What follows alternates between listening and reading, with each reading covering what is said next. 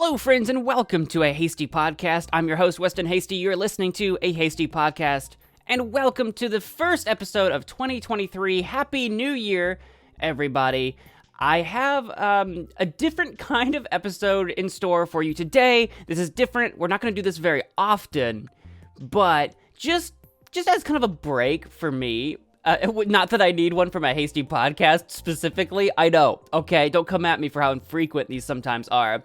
Not that I necessarily need a break from a Hasty Podcast, but I just had a busy end of the year with last year, and I'm kind of getting things rolling again with this year, kind of recentering myself, blah, blah, blah. This is just the perfect opportunity, the best time to do some, compilations. I'm doing a couple of those over on my Magic Man Mo gaming channel. This is a perfect opportunity to, look back, look forward, and that kind of thing. On a Hasty Podcast here, for today's episode, I want to spotlight actually my weird sort of companion podcast that I do on my Patreon. I have a Patreon at patreon.com/Weston Hasty, where for as little as $1 a month, you can support whatever I do.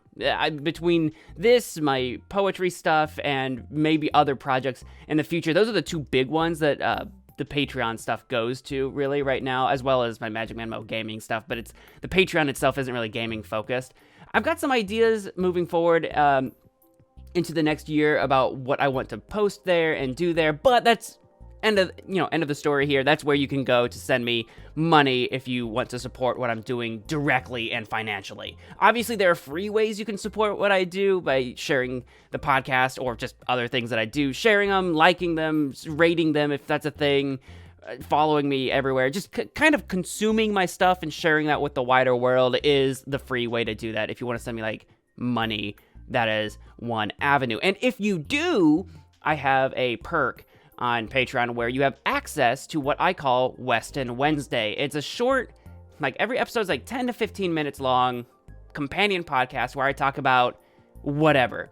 For the first while, that podcast was literally bonus content from specific episodes. So I would finish recording an episode of a Hasty Podcast, wrap that up, and then for an extra 10 or so minutes, record a little extra something about that topic or whatever, and it would go to Weston Wednesday on Patreon. And then I'm gonna say recently, but because I am the person that I am, and I haven't been consistent about this every week, this is a huge focus of me moving into 2023 about being consistent, making sure these uploads are coming out every week. That's a huge focus of mine. You've heard this 1,000 times before. Anyway, what I have been doing for the last several Weston Wednesdays was, instead of doing that, I have been finding literally just random topics. I'm coming in completely blind. I go on the internet, I type in random topic generator, right? And that's the topic of my 10-minute segment. I come in completely blind. I can always take topic suggestions from my patrons. So if you want to become a patron, subscribe on patreon.com/Weston Hasty, and you can leave your suggestions for topics in a comment on one of these Weston Wednesday posts. That's totally fine. I will take your question or your topic or whatever, and I will use that. In the meantime, today's episode of a Hasty Podcast, I just want to pretty much show you what I'm talking about, in the sense that for the next 50 minutes, I'm just going to play the first 5 Weston Wednesdays that do that. It's actually Weston Wednesday number 10, 11, 12, 13, and 14.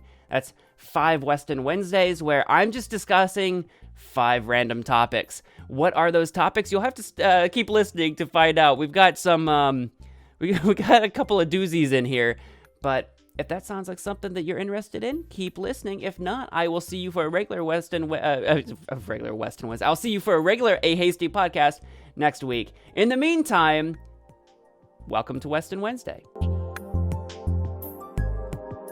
Hello, friends, and welcome to Weston Wednesday. I'm your host, Weston, and we are listening to Weston Wednesday. We are listening to I'm Speaking. I'm a part of it. I am your host. Welcome to my Patreon. Thank you all so much for being a Patreon supporter. This is the companion podcast to a Hasty Podcast, available on YouTube and your favorite podcasting platform available. This is Weston Wednesday, the companion podcast. We do these on Wednesdays, and I decided to mix it up a little bit. It's been a little while since we did a Weston Wednesday. I was on a long hiatus of the podcast in general, and as I'm bringing it back, I'm bringing Weston Wednesday back, and hello, welcome to my show. These are shorter in nature, roughly 10 or so minutes. I was thinking to myself, what we had been doing here on the podcast is discussing sort of bonus content from whatever this episode is a companion episode to.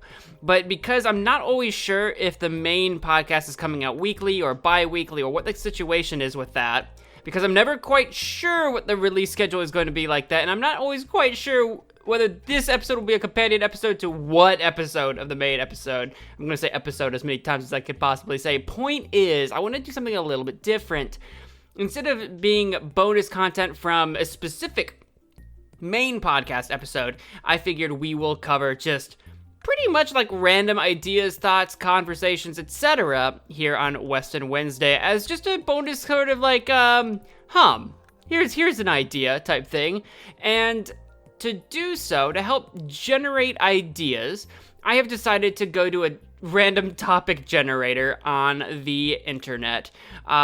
Today I'm using coolgenerator.com to generate our topic for Weston Wednesday today. I will say that if you have questions or topics or ideas to discuss on Weston Wednesday, leave them in a comment here on Patreon. Shoot me a comment, like just in the form of a question, preferably. Like ask me a question about anything. It doesn't have to be about me, just anything. It can be profound, it can be concerning, whatever.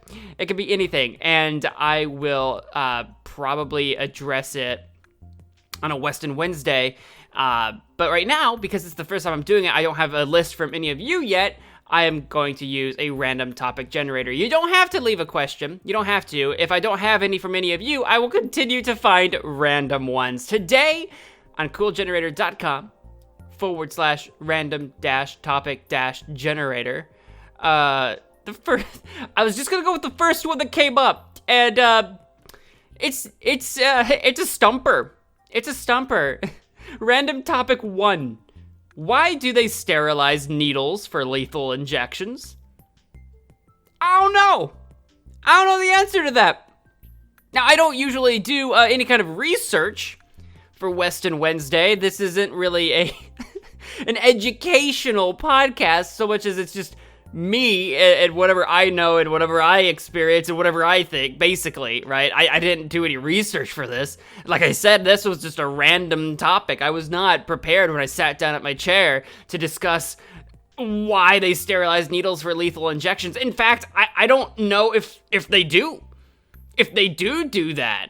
And I don't know if they do sterilize lethal injections, if they do that everywhere. You see, I'm from the United States, and we have 50 of them, 50 states, and basically every single state has different laws around the death penalty, and the lethal injection is a death penalty. Not every state even offers lethal injections? I feel like that's the wrong word, but anyway, not every state even has lethal injections, so I couldn't even tell you state to state, let alone country to country, or anything like that, whether they do or do not sterilize their needles before committing a lethal injection. However, if I were to try to theorize or imagine why one might do so, I imagine it might be like a what if scenario, perhaps?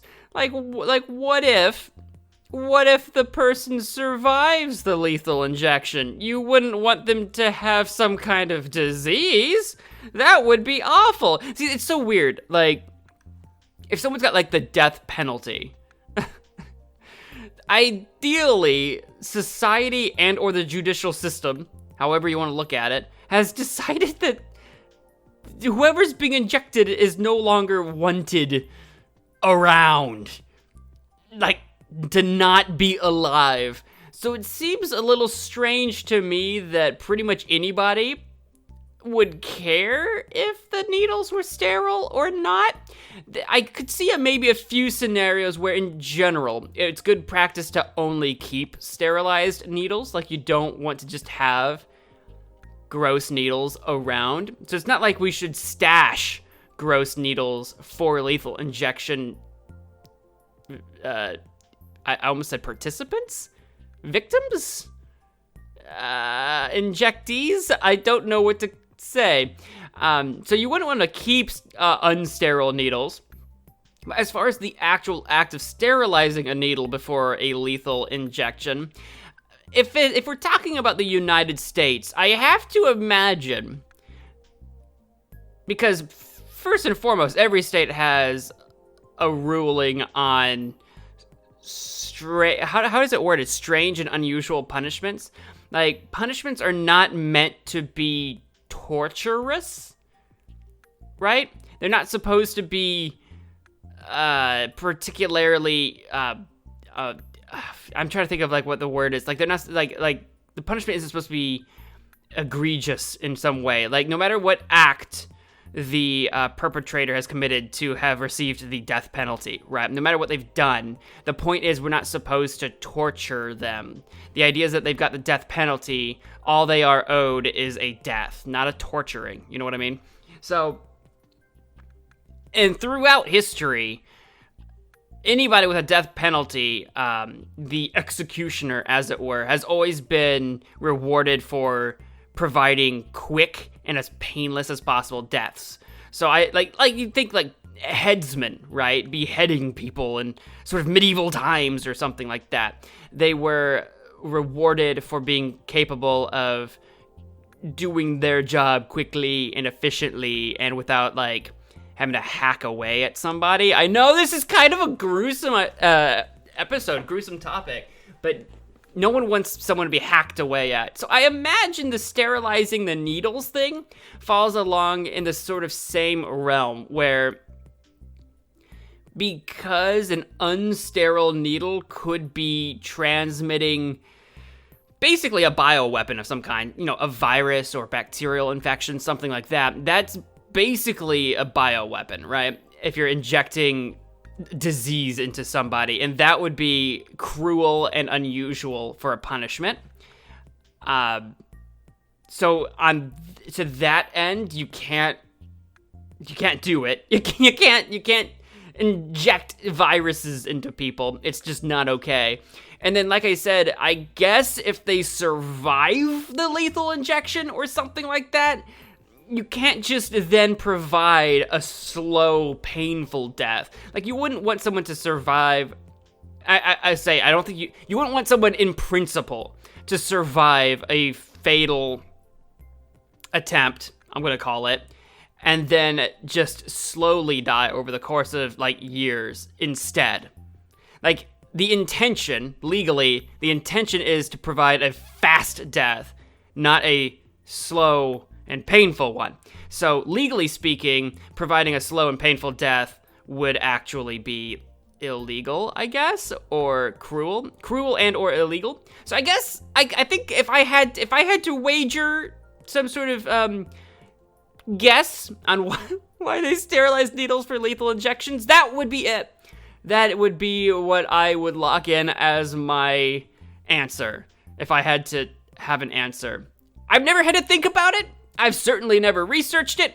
I don't even know if they do. I don't know if it's true or not. What do you think? Does that sound reasonable to you? Should we sterilize needles? We could definitely dive into a whole nother topic on whether or not lethal injections or the death penalty is appropriate to begin with. But needless to say, the lethal injection and death penalty do exist around the world. So I guess that's a really morbid as it is, interesting question to have to grapple with. So, thank you for listening to Weston Wednesday. Do you have any topics or strange questions for me to answer? Leave them in a comment here on Patreon. Thank you all so much for supporting me and the show. And until next time, take care of yourselves, take care of each other, and wash your hands. I'm out of here. Bye.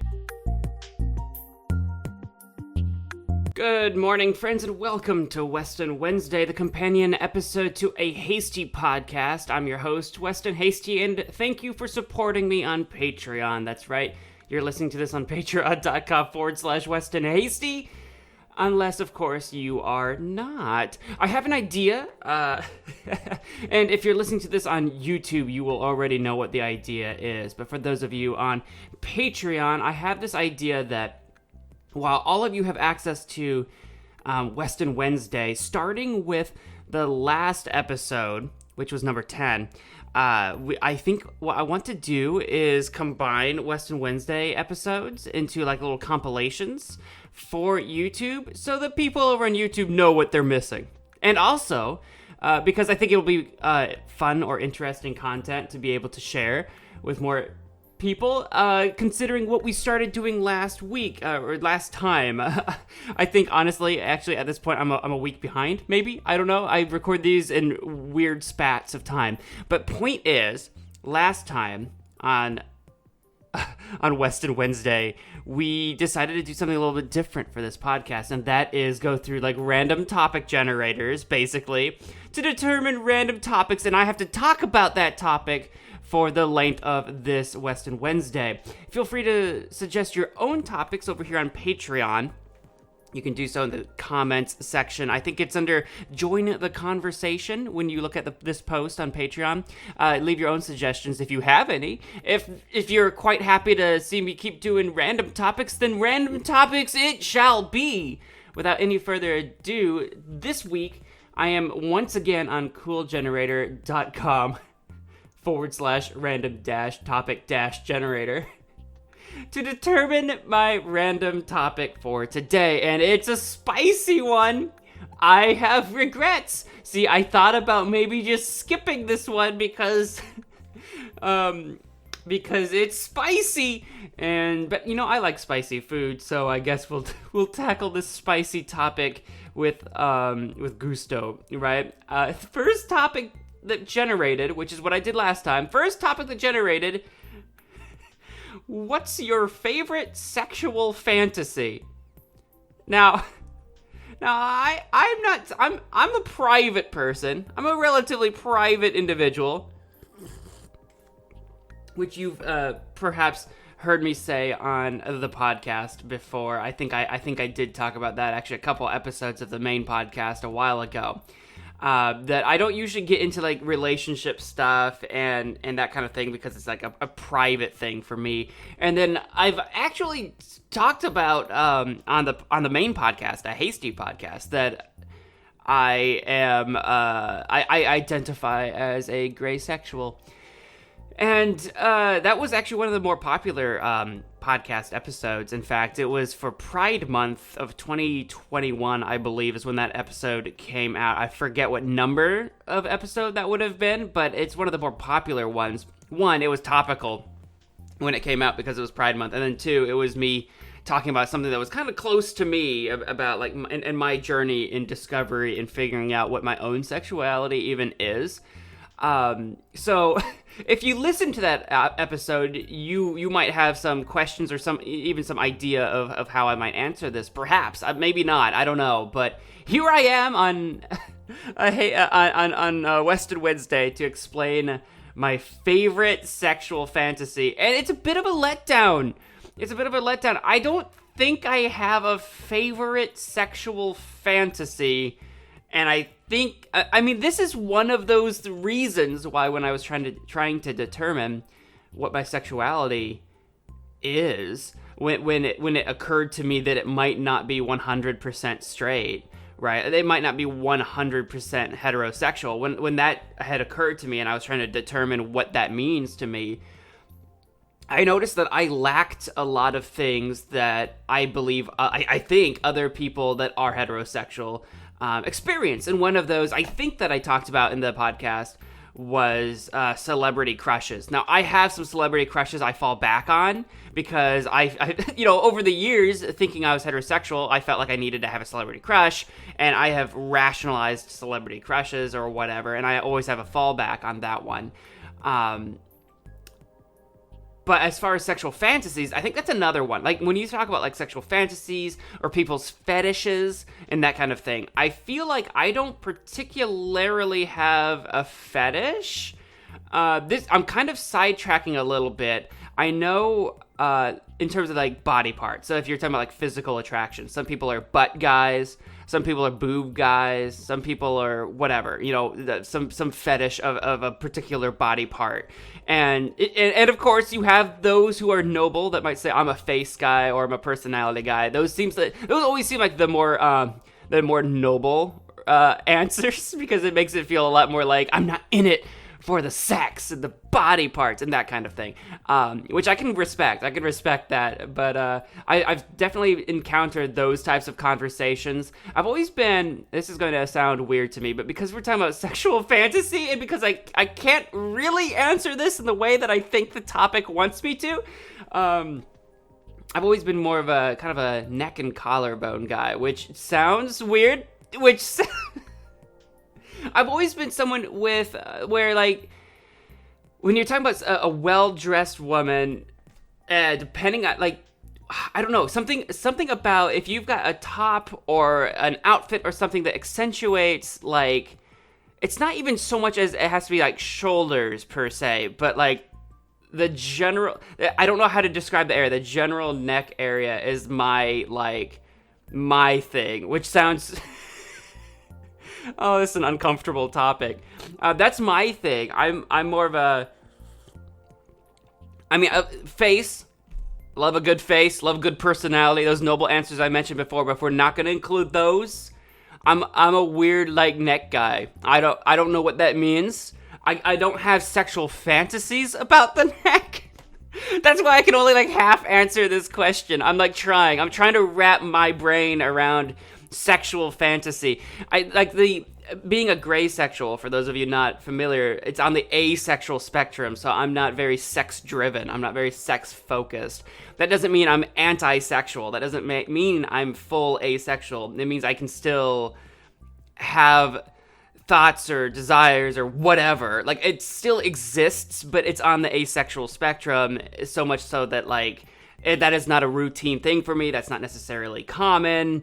That kind of thing. It's very kind of situational. It's kind of case by case. That's why it's gray. Gray sexual came about as this sort of in-betweener where it's like, well, you're kind of either some kind of sexual, hetero, homo, pan, whatever. Some kind of sexual, but mostly asexual. That's where gray sexual comes from, and that's kind of like where I sit at. So when you talk about sexual fantasy, it's like, I don't know, like, I'm a neck guy. I like neck kisses. I am a vampire. I have joked with people for years that I am a vampire, and part of it has manifested itself, or perhaps always existed and manifested the vampire thing. But somehow this has manifested that when I say that I am part vampire, there is some secret hidden truth behind that. I'm not, like, blood obsessed. That's not that part. No, that part. No, but the neck thing. It's actually a running joke of one of my best friends, actually, I don't remember how many of us were in the room. For sure, one of them I can think of for sure, because, no, I think two of my best friends were with me. Anyway, we were talking about, like, I don't remember. I think this was one of those conversations where we were talking about, are you a boob guy, butt guy, you know, what's your sexual fetish type thing? Just the boys talking about their sexual isms. And that was one that I mentioned years ago, that, like, I'm a neck guy, and you might imagine I got some flack for that. I got some crap for that because it came out of kind of like nowhere, kind of left field, because that was something that I didn't talk about before with anybody, so they had no idea what I was gonna say. And then certainly at that point, my whole gray sexual thing was not out in the open. I didn't know that myself yet, so I've always been kind of an oddball. Without ever knowing why I was an oddball. But when I say I'm a neck guy, I'm not, like, obsessed with necks. I don't know. That's just a particular part of the body that, like, I appreciate. I don't know. So as far as sexual fantasies, I don't know. Like, sex is, like, whatever. It can be a thing that can be enjoyed, but I don't know that I have a particular fantasy. So I'm going to kind of sidestep the topic into I'm a neck guy. I like neck kisses. So, I don't want to air this episode. I don't want you to know. Don't tell anybody. You're gonna think I'm weird. Don't hate me. Anyway, thank you for listening to another episode of Weston Wednesday. I already regret this random topic generator idea. I completely regret this. This has been a mistake. Thank you for listening and supporting me on Patreon. If you enjoyed it, please do all the things. Until next time, take care of yourselves, take care of each other, and wash your hands. I'm out of here. Bye.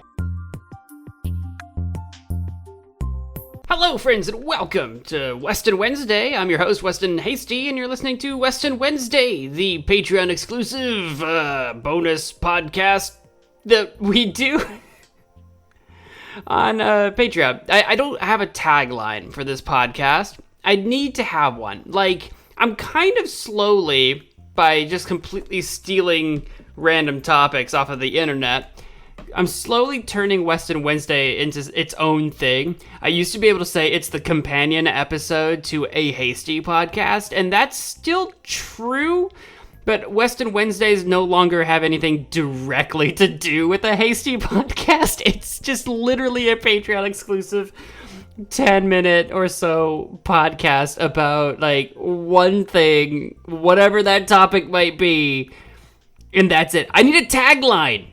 I need an idea for a tagline. What do I say? Welcome to Weston Wednesday, the... ... fill in the blank. Anyway, welcome to Weston Wednesday. We're continuing our journey on coolgenerator.com to generate for us topic ideas to discuss on this podcast, because I have clearly no ideas of my own. This next topic that we have today that I'm going to be talking about in the form of a question is an interesting one, just conceptually. The topic goes like this: have you ever imagined a world without hypothetical situations? So, number one, I'll just answer the question. It's really a yes or no question, right? Have you ever imagined? No, I've never stopped and just imagined a world without hypothetical situations. Although, it does remind me, what was the name of that movie that came out where nobody knew how to lie? Hang on. Movie where no one can lie. What was that? Yeah, what was that movie called? That was, it had Ricky Gervais in it. The Invention of Lying. I never saw that movie, but the premise of that movie was that no one knew how to lie. No one lied, except for Ricky Gervais's character found himself in this world and he could lie, which means no matter what he said, everyone would believe him and he could kind of like get his way that way. That was the premise of the movie. I never watched it. I never saw it myself, but that's what this topic reminds me of. Is imagine a world where there is no hypothetical situation. Where if anything is discussed, it's because it's going to happen or has happened. It's no hypothetical. Like, it's not a situation of, what would we do if this happens? It's, this is going to happen, what do we do? Right? Which means you can't, like, prepare for anything. Like, I'm thinking in terms of, like almost like natural disaster response, right? If you're like a government and you're writing laws and policies, you can't write them in preparation of what might happen, only in response to what has happened or what you know will happen, right? So if it's like a natural disaster relief, you can't form a fund ahead of time for a natural disaster that's not going to happen, because that natural disaster is hypothetical. You know what I mean? A world without hypothetical situations, right? No one can just ask questions like, what would you do if this happened? Can you imagine a world where that is just not like, what would communication look like? Especially like in English, where we speak very much hypothetically, sarcastically, idiomatically, lots of slang. Like, English is riddled with all kinds of little, I want to say anachronisms, but I'll be honest with you, I think my brain is just grabbing at word anachronism. I think my brain's just grabbing at words. What's anachronism even mean? A thing belonging or appropriate to a period other than that which it exists, especially a thing that is conspicuously old-fashioned. Yep, I knew my brain was just grabbing at words. That does not really work here. But anyway, the point is that we speak in little hypotheticals all the time.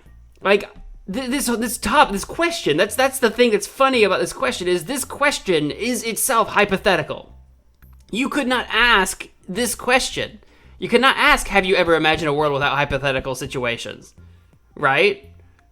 That would be creating a hypothetical situation. Or maybe you can ask that question, but you couldn't then do it, right? So maybe you could ask, have you ever imagined a world without a hypothetical situation? And I would answer no. And then I would proceed to still not be able to imagine a hypothetical world because that would be a hypothetical situation. But then how can you even ask this question if there is no hypothetical situations? You probably don't know what a hypothetical anything means, right? Right? You know what I mean? Or what if, like, I do, like, YouTube, and I'm trying to decide, like, oh, what if I played this game instead of that game for my gaming content, right? Or what if I changed this thumbnail or that title? Like, how do you have a world without hypotheticals? I don't even know. Like, just to be completely 100% clear, I'm going to go define hypothetical on just Google. Hypothetical, adjective, of, based on, or serving as a hypothesis. Well, that's not incredibly helpful. Noun, a hypothetical proposition or statement. Now, hold on a second. Now, hold on a second. Did Google just use the word hypothetical to define hypothetical? Hypothetical, noun, a hypothetical proposition or statement. Did Google just... Excuse me? All right, we need to expand on this. Supposed but not necessarily real or true. So back to adjective, right? Supposed but not necessarily real or true. Or in logic, denoting or containing a proposition of the logical form if P then Q. Or, as a lot of us usually say, if X then Y, but whatever. The letters don't actually matter there. That blows my goddamn mind. Noun, a hypothetical proposition or statement. No, duh. No kidding. I know what they mean. I know what they're trying to say. So, like, a noun. A hypothetical is a hypothetical adjective, proposition, or statement. But I still think that is what... You know what? That's what this episode really unearthed for us, was not even the question, but rather that Google defines hypothetical the noun with hypothetical the adjective. That is just that's mind-blowing to me. That's amazing. I like their sentence, though. Finn talked in hypotheticals, tossing what-if scenarios to Rosen. I don't know where they came up with the names Finn and Rosen. How do you come up with... I would understand if it was, like, a random pronoun. Like, he talked in hypotheticals, tossing what-if scenarios to her. Or vice versa, or they, or whatever, right? I could see, like, a random pronoun. There's just, a few pronouns that exist, right? But, like, names. There's, like, a trillion names. So Finn talked to... Why not, like, Joseph or something? Did they just go to... I want to know if Google went to, like, random name generator to put in a name for their sentence, or maybe whoever wrote it, maybe they had names like some guy at Google that works at Google named Finn wrote that. I do like that the use over time for hypothetical. Apparently, I'm on Google now. I have always been on Google. Use over time for hypothetical. They have sometime at about the year 1800. The bar is like whatever. There's no number on this graph. It's just hold on. If I click on it, there is a number. I can expand on this.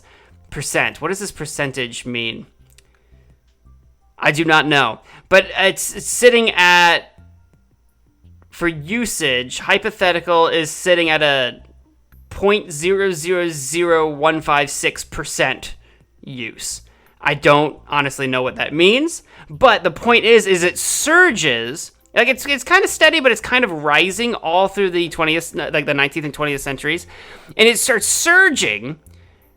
You know, I think where it starts like really picking up speed is the 20th century. It hits the year 1900, it starts kind of bumping up, and it hits a climax in about 1980 for whatever reason, sitting at 0.000751%. So you went from 3015 to 3075. So that's quite a significant surge. Like it really surges, but it's on the decline now. So much so that it's sitting at 0.000532%. So it's dropped quite a bit. We are existing in a period of time where hypothetical, the use of the word hypothetical, is in rapid decline. And I wonder if that's because like people use the word theoretical more instead, right? If I go to like define theoretical, this is what I want to know. Hang on, do I get a usage chart for that? Oh, it had a huge surge around 1980 as well, and it's in decline, but it's on a very, very recent upswing again. Wow. That is bizarre. So apparently the words hypothetical and theoretical are both on decline in terms of usage, like in text and online and stuff. That is wild to me. I wonder what that means, or how that, like why? Like, are we not discussing hypothetical? Maybe we are well on our way to the world without any hypothetical situations. I don't know. Food for thought. Let me know what you think in a comment somewhere that you can talk to me, because that's going to do it for Weston Wednesday. Thank you for listening and supporting me on patreon.com/Weston Hasty. Thank you all so much. Until next time, bye. Hello, friends, and welcome to Weston Wednesday. I'm your host, Weston Hasty, and you're listening to Weston Wednesday, the bonus podcast available to Patreon patrons. You know the shtick. This is Weston Wednesday. We're continuing our dive into coolgenerator.com/random-topic-generator to choose for me the topics that we cover on today's short little podcast. Today, the first topic that appeared at the very top of the list, that's right, I'm just getting right into it, is what career do you plan to pursue? That's kind of an interesting one to me, and I don't know exactly how I want to answer this, because I have a few different avenues. But I think what it comes down to is like, see, this is the thing. It's an interesting question in the sense that the wording is interesting, right? What career do you plan to pursue? And planning is something that I feel like I don't enjoy doing. I don't like doing a plan, because you never know what's going to happen, and you never know what the future is going to hold for you. I know that for a fact, because I certainly found myself doing not what I planned originally what I would be doing. Like, when I was a wee lad going off to college for the first time, my 5-year plan looked very different from what I ended up doing in 5 years, let alone 10-year plan. Actually, we're coming up. Actually, I've passed, but the reunion hasn't happened yet. The 10-year anniversary reunion thing of me graduating high school is coming up. I graduated over 10 years ago now.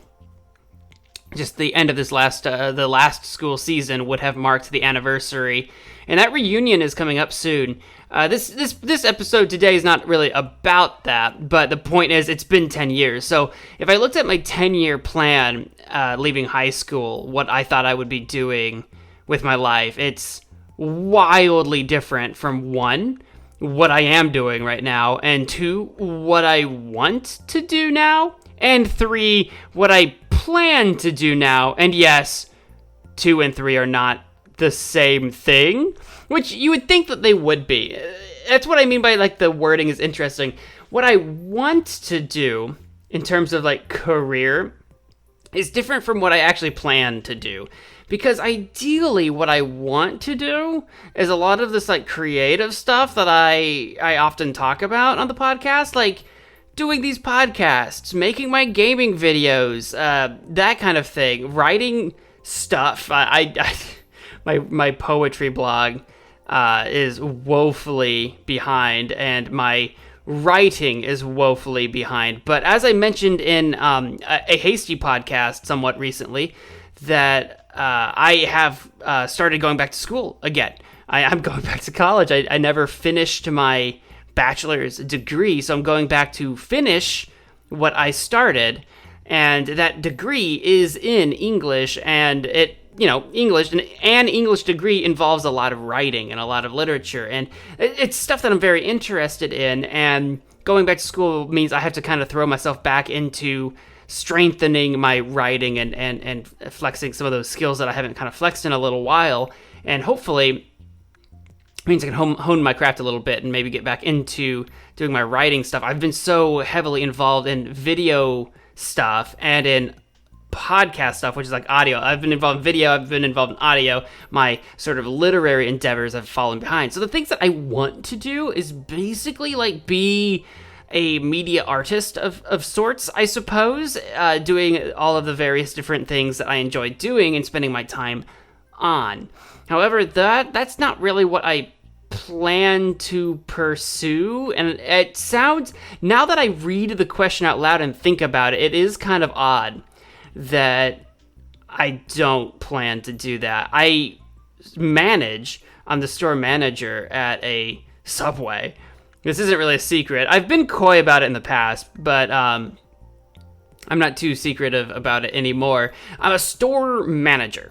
This is not, and I've been working at a Subway for God knows far too long. But if I look at like the future, right, my future 5-year plan and my future 10-year plan, I don't think involves working at Subway any longer. Like, I think my lifetime there as a career is quickly approaching its end. I don't know exactly when the cutoff is, but like I said, I'm going back to school to finish up a degree, and after that, I have some options that are going to open up to me that I may choose to pursue either immediately after the degree or shortly thereafter. Because where I'm at right now, I don't have a lot left to do that I want to do. I don't want my 5 to 10 year plan is not to continue being a store manager. My life's passion isn't store manager of a Subway. It just really isn't. It just really is not. So unless I get a higher up position in the company that I work for, that involves doing things that I like to do, maybe in, I don't know, marketing, because I have my experience in video, audio, editing, marketing, like literally marketing, my experience in doing that because of my hobby. So unless I pursue something like that in the company, but not working actually in the restaurant anymore, that is not really my passion. So unless I move upwards, my plan is like get my degree finished up and pursue something that utilizes my English degree. What that looks like exactly is a little up in the air. I've considered dabbling in some substitute teaching.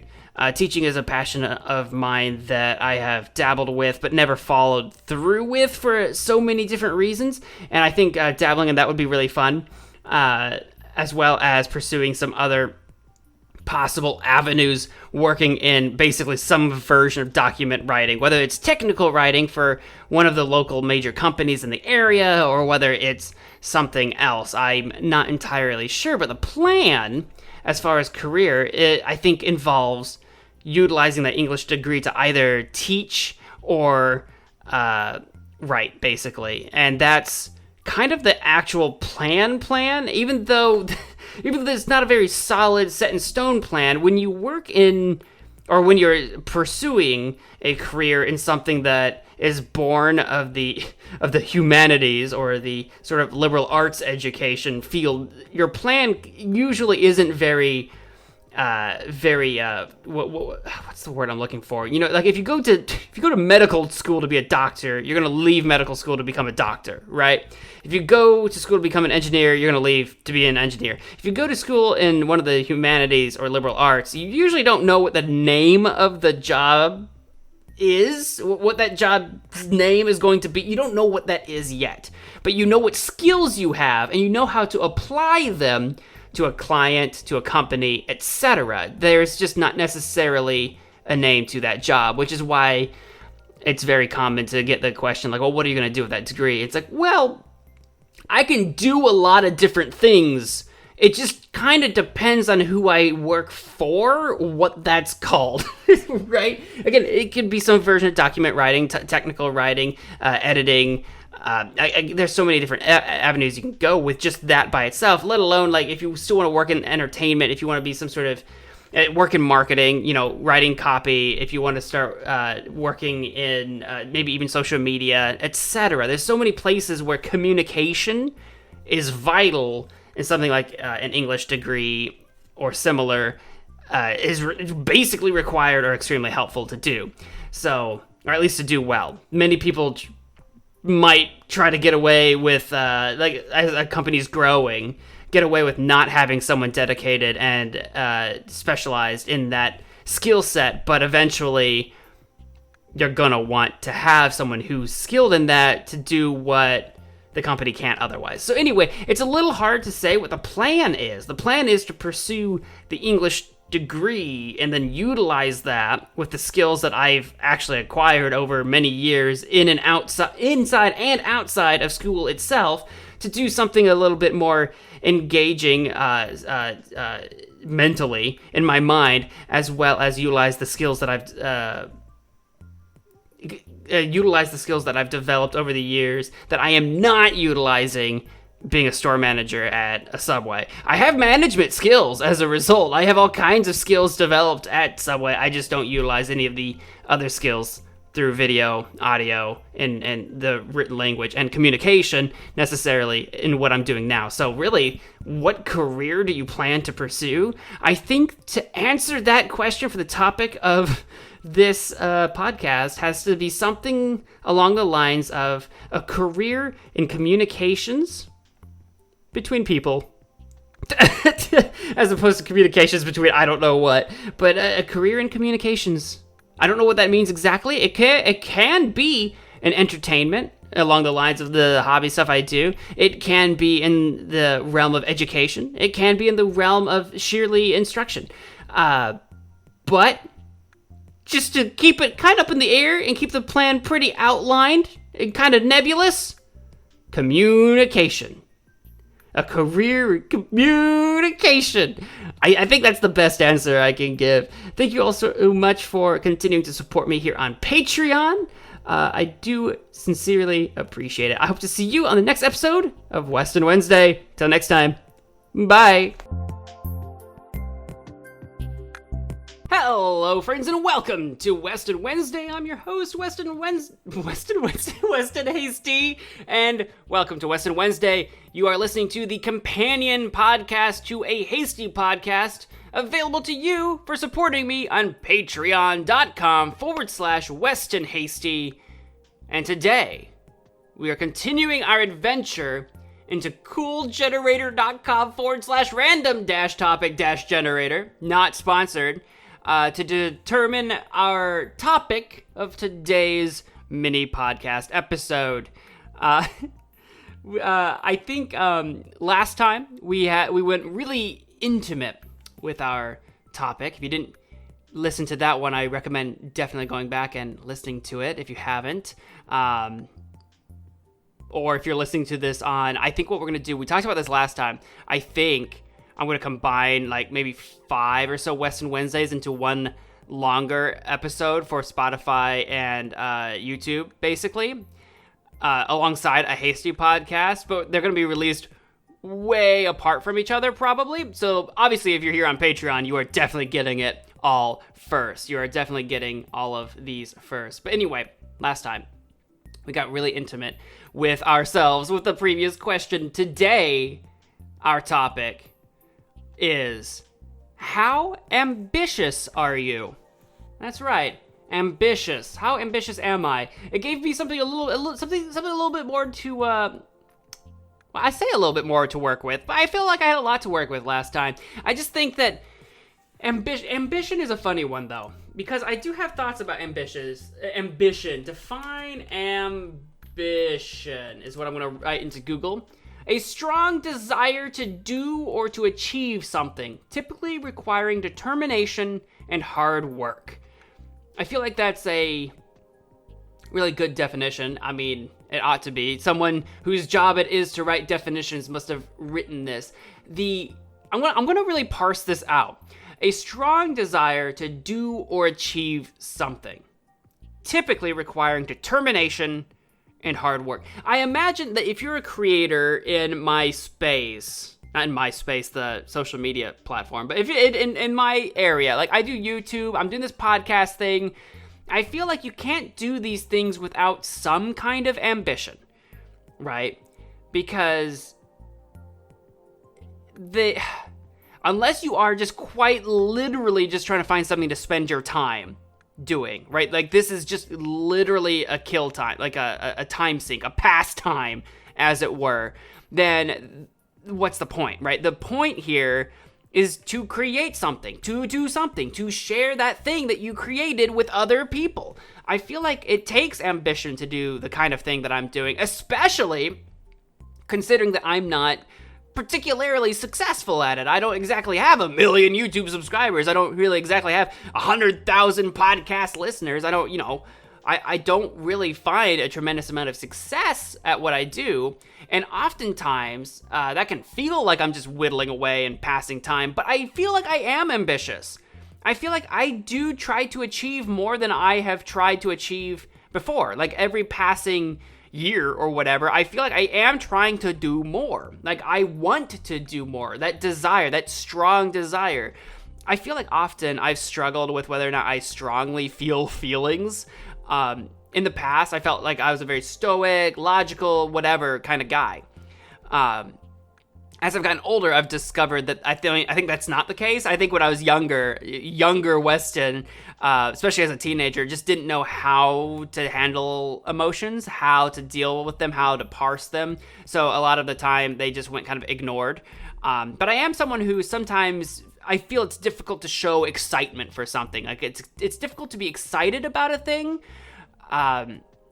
Not because I don't get excited over, like, I don't know, like a coming up event or trip or something like that. It's not that I don't get excited. I think a part of it is just that I handle excitement in a weird way. I think that what really excites me is the potential to do something with that event. So if I'm going on a trip for just me and for fun, that's great, but also I can have fun anywhere. Like I could play a video game to have fun. I don't need to go somewhere to have fun.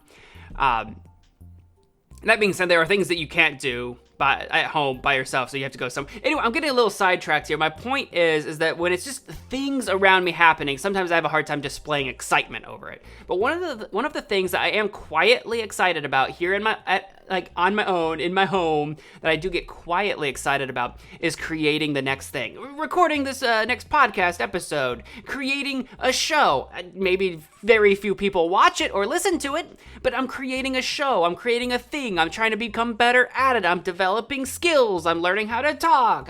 These are the things that I get really excited about. So the strong desire to do something, I do have a strong desire to do this kind of thing, because if I didn't, I would have dropped off a long time ago. And on the podcast, I know we have had dips, we have had drop-offs, but it's not because I'm not excited to do this stuff. I just get busy, I get overwhelmed. Sometimes I'm too ambitious. I try to do too many things than I reasonably have, one, the time to do, or two, the time management skills to accomplish. But that doesn't stop me from trying. I still keep trying to do these things, even when I find that I don't have the time to do them. I come back around eventually and try again. Anyway, and the desire to achieve something, I want more people to listen to my shows or watch my shows. I want more people to enjoy them. I want to achieve something. I want to have something that I can display and have and be proud of. I want to achieve that. That is definitely something that I want.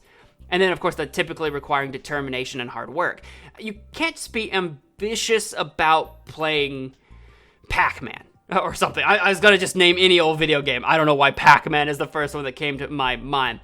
I think if you were trying to achieve the highest score in a competitive setting in a video game like Pac-Man, like maybe you go to, I don't know, tournaments where you get the highest score in Pac-Man or whatever, that requires ambition. But you can't just be ambitious about playing like a random video game. You can be passionate about a random video game, but you can't be ambitious. You're not achieving anything, right? Same thing, like if you're reading like the same book that you love over and over again, that's not ambition. That's just something you love to do, and you can be passionate about it. Ambitious is that like achievement, that thing that you create or do or something that you can kind of be proud of once you've achieved it, I think.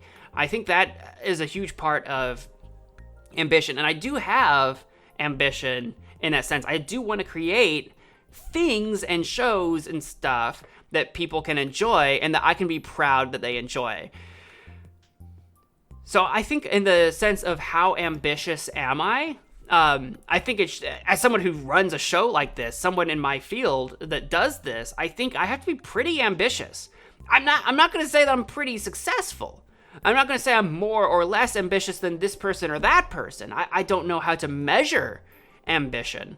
I know that my flavor of ambitious looks different from other people's. I'm not a perfectionist, for example. My buddy Alex, I've talked about him plenty of times on the podcast, but I've recently visited him and we talked about content creation, so this feels like it applies here a little bit. He's a perfectionist. He likes to create every one thing he does. He likes to sink a ton of time into perfecting, and sometimes he gets it right, and sometimes he realizes that, you know, like, it might not be quite perfect, but it has to go out eventually. I fully understand that. I'm definitely not a perfectionist. I'm someone who can kind of slap something together and say that's good enough, but I also create content that is like, especially in the video gaming sphere, like I'm putting out a lot more streams and videos and stuff. There's only so much time I can feasibly devote to a thing. So my flavor of ambition, he's very ambitious. I'm ambitious. I'm not going to say I'm more or less. I don't know how to measure that, but I know that our flavors look different. He's a perfectionist and he's ambitious and he's very passionate. I am ambitious. I'm passionate. Definitely not the perfectionist. So our flavors look different in that sense. So I don't know how to say how ambitious I am, but clearly the fact that I keep doing this means that I'm some level of very ambitious. I do, like, you know, I'm running so many different things. I have a job. On the main podcast, we talked about, if it's not out yet, I lose track of when things are coming out. On the main podcast, we talked about I'm going back to school. So I got job, school. I run the gaming YouTube, so I make streams and videos. I'm running this podcast. I'm running the main podcast. I do several different things, like lots of different things that involve creating things, and not just for myself, but creating things for other people. So like my job and my education, those are for me, right? And it can stop there. I can do those for me, and then I can come home and I can play my video games, read my books, watch my TV, whatever. That can all be for me. But my ambition goes beyond that. That's not enough for me. I want to create things. No matter what I end up doing in life, I want to create things of some kind that I'm proud of and love and can share with other people. I think that's my flavor of ambition. It looks something like this show a little bit. And yeah, I think I would like to answer that. I'm very ambitious. On the tier scale of S, A, B, C, D, F tiers of ambitious, maybe not S rank. I don't know. I don't know what that would look like. Maybe I'm like A, B, or C. I don't know where I am. Don't know how to measure it. But I'd like to say I'm very ambitious. I like to think so. I like to think so anyway. And I hope that continues on forever and ever and ever. Find your ambition. That's how I'm ending this episode. Find your ambition. Find something to be ambitious about, I think. I think it'll really enrich your lives if you're someone who doesn't feel ambitious. Find something to be ambitious about and let it enrich your life. All right. That's my episode. Thank you for listening to Weston Wednesday. Thank you for supporting me on patreon.com/Weston Hasty. Thank you so much. And thank you for listening. Until next time, take care of yourselves, take care of each other, and wash your hands. I'm out of here. Bye.